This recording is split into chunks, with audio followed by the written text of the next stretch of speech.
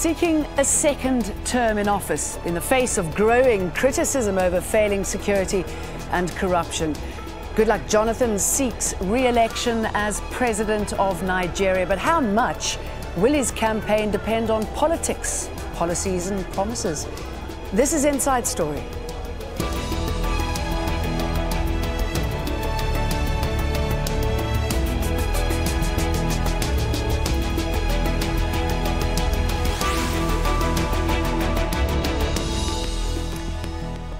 Hello, welcome to the programme. I'm Jane Dutton. On the face of it, things couldn't look worse for a president seeking a second term in office. Goodluck Jonathan is facing mounting criticism in Nigeria and abroad for failing to rein in corruption and the armed group Boko Haram.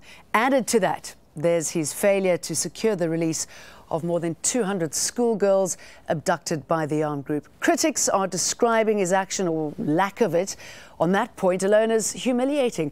Yet Jonathan is still viewed by many as the favourite to win February's presidential election. He announced his candidacy in Abuja before crowds of supporters. After seeking the face of God in quiet reflection with my family, and after listening to the calls of our people nationwide to run, I, Goodluck Jonathan, have accepted to present myself. I've seen a different Nigeria. I've seen a Nigeria that even those who have carried guns against the state will embrace peace. I've seen in Nigeria that all our young men and women will have jobs to do, and everybody will have the opportunity for good education. I see a Nigeria where, irrespective of your circumstances of birth, you can hold any office on the land that you desire and you are qualified.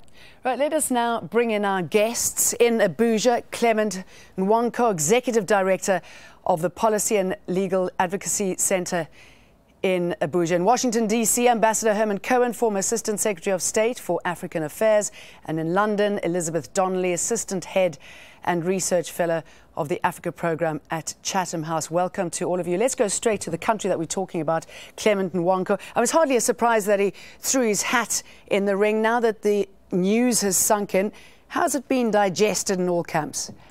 Well, I think Nigerians expected that the President Jonathan was going to throw his hat in the ring. It had been obvious, and even since he was sworn in May 2011, that he was going to seek a second term. The machinery of his party has been tweaked to enable this to happen without much opposition.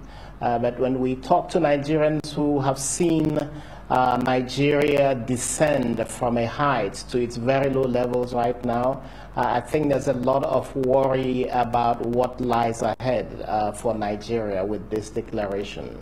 Herman Cohen, how is the US viewing Goodluck Jonathan's hopes for a second term? Well, the United States knows that constitutionally he's allowed to run for a second term, and what they're worried about is the election itself. Will it be free and fair?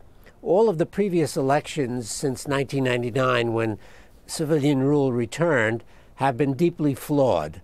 And they're worried now that if this election is not clean, if it's not free and fair according to international and Nigerian observers, that there could be a very bad reaction from the northern states, where most of the opposition to Jonathan rests. So if it's not a free and fair election, there could be trouble in the north. Elizabeth, is he a confident man or a man with thick skin? I mean, under his watch, he's lost land to Boko Haram. Boko Haram and the military response has killed over 10,000 people. There's rampant corruption, and the country's lost out billions in oil scandals. Yes, the country is currently facing significant challenges related to all of these things that you list. It's not clear that he is particularly confident. He certainly hasn't shown confidence in his leadership in terms of decision-making. The administration has been criticised for a lack of policy clarity and a lack of delivery, and it does currently face significant security and economic challenges. Now, Goodluck Jonathan's apparent inability to prevent the territorial advances of Boko Haram is likely to dog him on the campaign trail. But his ambassador to Washington has been quick to blame the United States for failing to provide sufficient military aid. Addressing the Council on Foreign Relations in Washington on Tuesday, Adebowale Ibidapo Adefuye said there is no use giving us the type of support that enables us to deliver light jabs to the terrorists when what we need to give them is the killer punch. He went on, we find it difficult to understand how and why, in spite of the US presence in Nigeria, with their sophisticated military technology, Boko Haram should be expanding and becoming more deadly. Well, the US State Department gave this reaction. Spokesman Jen Psaki said over the past 6 months, the United States has started sharing intelligence with Nigeria, began training a new army battalion, and held numerous high-level discussions on additional measures to best address the Boko Haram threat, adding, we will continue to look for ways to deepen our cooperation with Nigeria to help it acquire the systems and skills needed to restore peace and security. I'm pleased to say that I'm now joined on the line from Lagos by MUSILIU OBANIKORO. He's a member of Goodluck Jonathan's ruling party and Nigeria's former Minister of State for Defense. Thank you very much for taking the time to be with us. What happened? Why did the ambassador feel it was the right thing to do to attack the US over this? Well, it's not just the US. Let's talk about the response that we have gotten globally, particularly from the Western world. It's neither here nor there. Why do we have to wait to suffer the kind of dislocations and killings that we are experiencing in the northern part of Nigeria before the entire international community will come together to say, let us put an end to this madness? I think what Washington and the European community, what they have done is just to sit back on the fence and watch this mess going on in Nigeria. And President Jonathan, he has done his best to ensure that we tame this situation. But you know, terrorism is a global thing now. Boko Haram is not acting in isolation.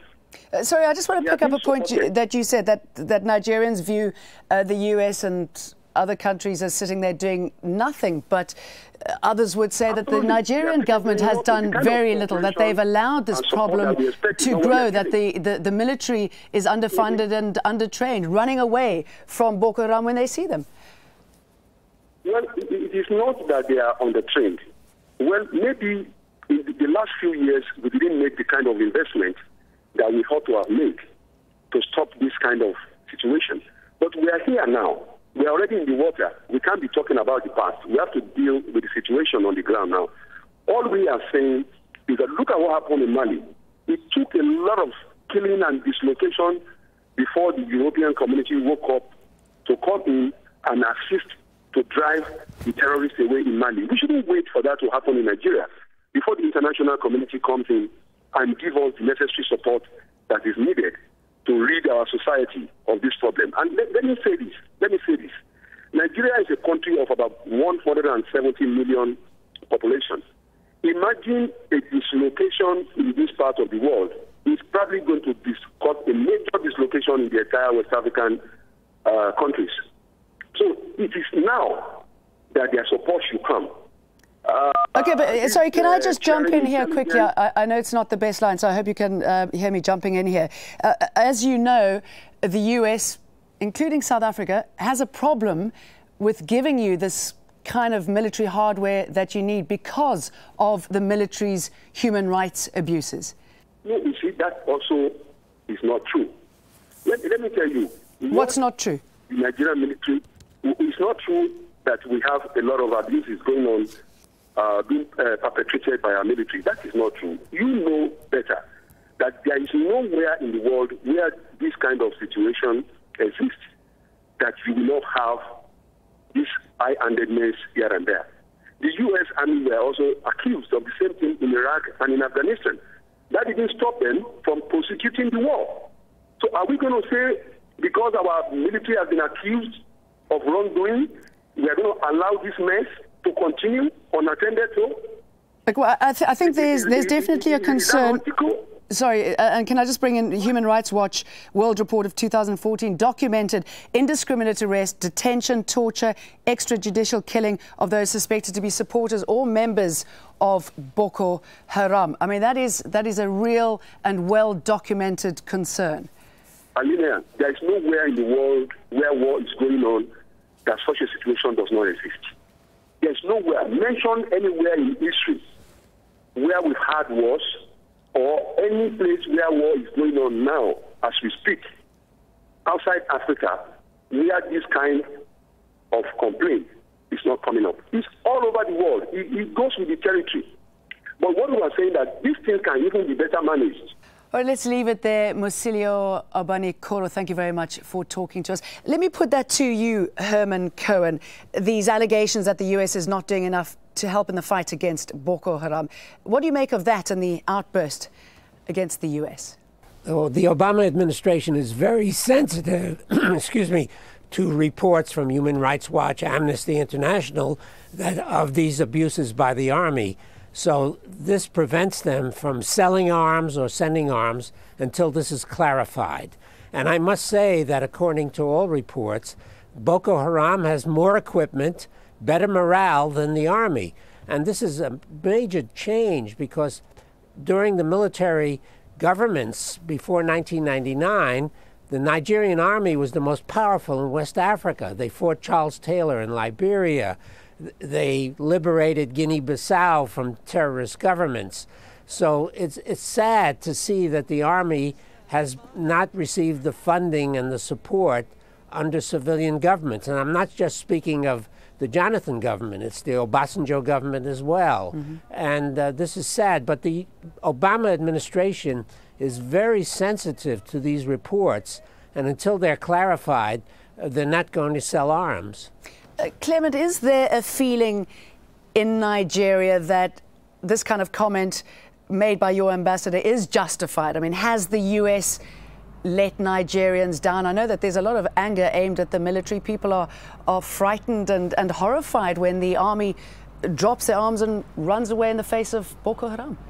Well, as a Nigerian, and lots of Nigerians are really very embarrassed by this kind of comments. Very embarrassed because we really shouldn't be looking for somebody else to do what our military should be able to do.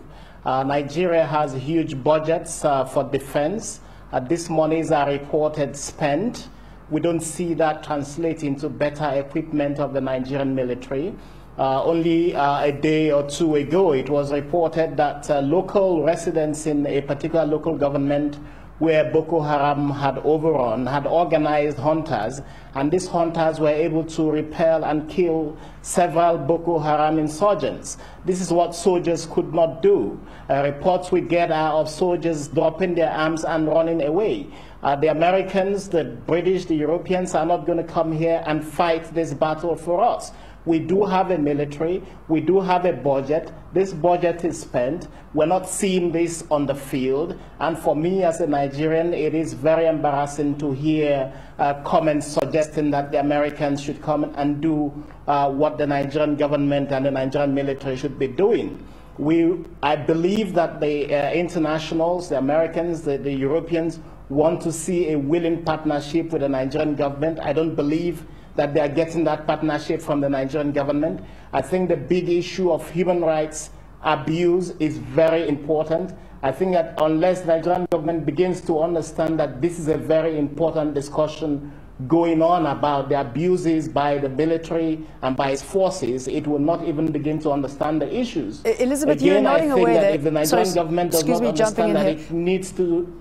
Sure. Elizabeth, you're nodding away there. I mean, how much do you think the human rights abuses committed by the forces is holding back the country?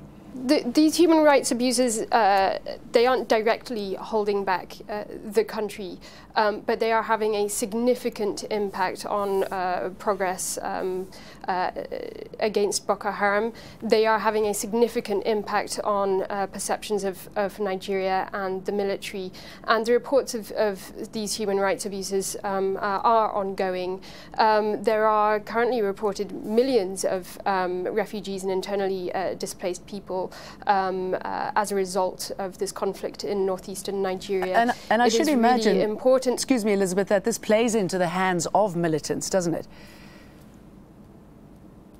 It plays into the hands of militants in terms of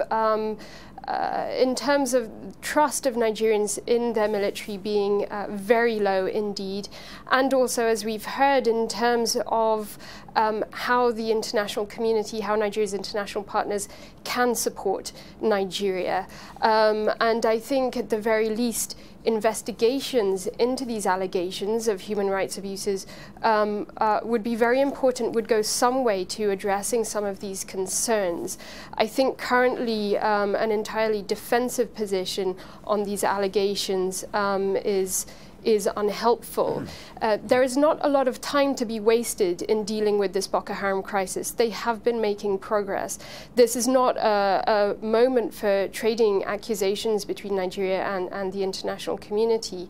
It is very important that all actors work together on this in the best possible, most helpful way that they can, including in provision of advice and regional intelligence sharing and so on. Nigeria is very important. It is Africa's largest economy. It is Africa's largest democracy. It is an important force for stability in the region. There is very little time, given Boko Haram's recent attacks, to turn things around and to have a military, a Nigerian military, that performs better in the northeast. Okay. The Nigerian military is the only force that can deal with this. Now, we keep talking about Boko Haram and their abduction of more than 200 schoolgirls, issues that are certainly making international headlines, but how are they resonating in Nigeria? Boko Haram has been waging a 5-year insurgency, capturing large swathes of territory in the northeast, even announcing the creation of a caliphate or Islamic State.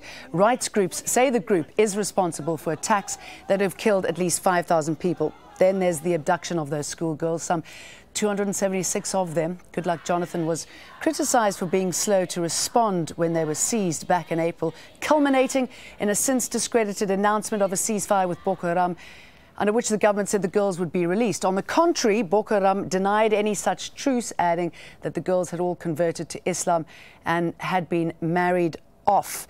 Herman Cohen, we don't know who's going to be running against Goodluck Jonathan, but whether he remains in power or whoever comes in from opposition, surely the tactic in dealing with Boko Haram is going to have to change. Are we going to see some sort of negotiations? And if so, what do you put on the table?